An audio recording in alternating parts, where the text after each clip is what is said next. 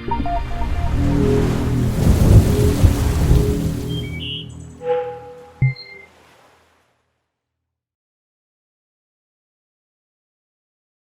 favorite poem about getting old and going down hard is Dylan Thomas. Is Rage Against the Dying of the Light.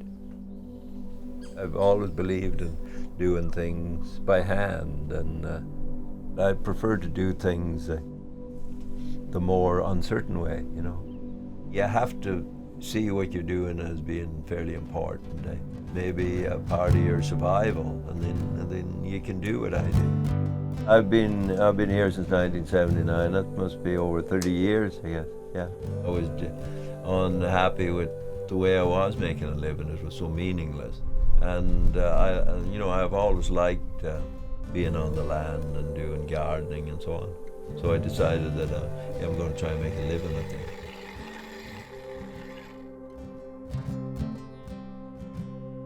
When I started growing food, I remember thinking when I grow up, I'm never going to do this.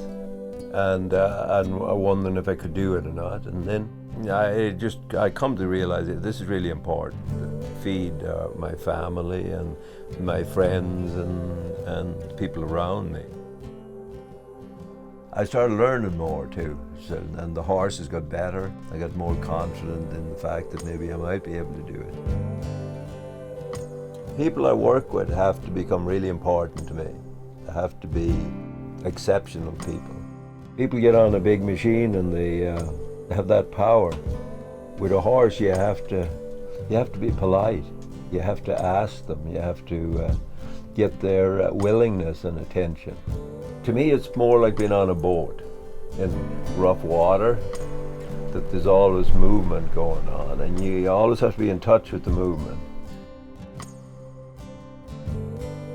When I have people that come want to learn something of me, I just come and watch me.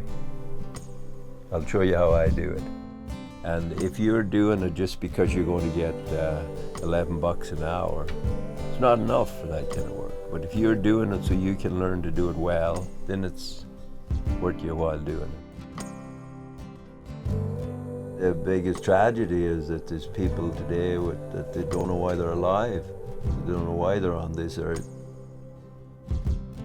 If we want to get our power back, we have to be devoted. We have to learn stuff and stick with it.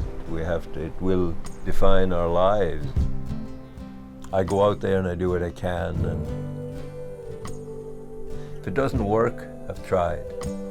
Yeah.